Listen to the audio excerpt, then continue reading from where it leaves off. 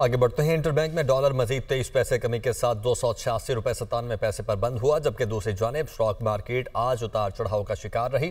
तहम इख्तिताम पर market money zone में बंद हुई। फी तोला सोने की कीमत 1300 रुपये इजाफे से 1,89,907 रुपये हो गई है। हमाद आलम हमारे साथ मौजूद हैं कराची से। हमाद, ये तीनों चीज़ें हैं, डॉलर की कीमत, स्टॉक मार्केट और उसके साथ साथ जो सोना है उसकी कीमत भी, लेकिन जो स्टॉक मार्केट है उसका थोड़ा साथ में डिटेल में बता दीजिएगा, क्योंकि हमने देखा 49,000 पॉइंट्स को भी उसने क्रॉस किया, जो कि 6 साल की बुलंद तरीन सतह रही।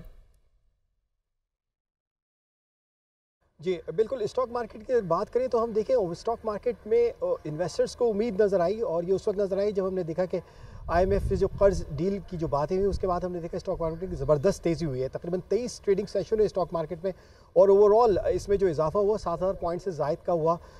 और आज इसमें हमने देखा, कल भी हमने देखा 150 पॉइंट्स की कमी हुई और 25 पॉइंट्स की आज कमी हुई है। तो जो कमी हुई है, जाहिर बात है जो चीज़ हमेशा ऊपर तो नहीं जा सकती कि मुसलसल होता ही है कि जब प्राइसेस ऊपर आ जाती हैं तो उसके बाद जो इन्वेस्टर हैं जो देखते हैं कि अगर किसी का शेयर 11 रुपये था और वो 13 रुपये हो गया, या 13 वाला शेयर 15 का हो गया, तो वो फिर इस प्रॉफिट को बुक करते हैं, उसके बाद वो सेल करते हैं। तो इस सेलिंग के दौरान हम देखते हैं कि स्टॉक मार्केट में कमी आती है, और कल और आज ऐसे ही हुआ। मार्केट डेफिनेटली मार्केट का में करेक्शन हुई और मार्केट मनफी जोन में बंद हुई।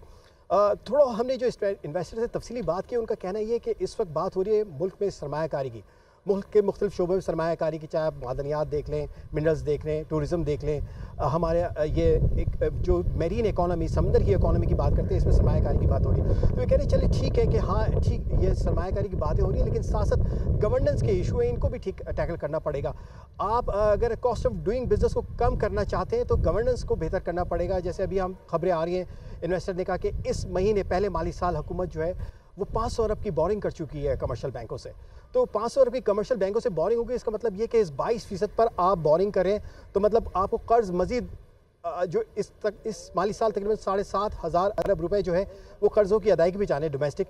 तो ये जो बोरिंग कर रहे हैं इससे मजीद इजाफा होगा, और जो बैंक्स जब ये देखते हैं कि हुकूमत उनकी तरफ आ रही है बोरिंग करने के लिए, तो वो निजी सेक्टर को इतनी खातिर में नहीं लाते। वो ये कहते हैं कि भाई जब बैठे बैठे हमें इनकम हो रही है, गवर्नमेंट ने कहीं जाना भी नहीं है, ऐसा चाहिए कि सोवरेन गारंटी होती है हुकूमत की कि जब वो कमर्शियल बैंकों से पैसा लेती है तो वो उसमें ये नहीं होता कि वो जो है लोन डिफ़ॉल्ट कर जाए।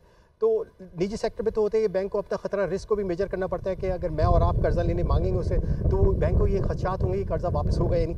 तो जब बैठे बैठे हुकूमत बोरिंग करती है तो निजी सेक्टर को कर्जा नहीं मिलता, तो हम देखते हैं कि जो ग्रोथ का जो इंजन है वो स्टैग्नेंट हो जाता है।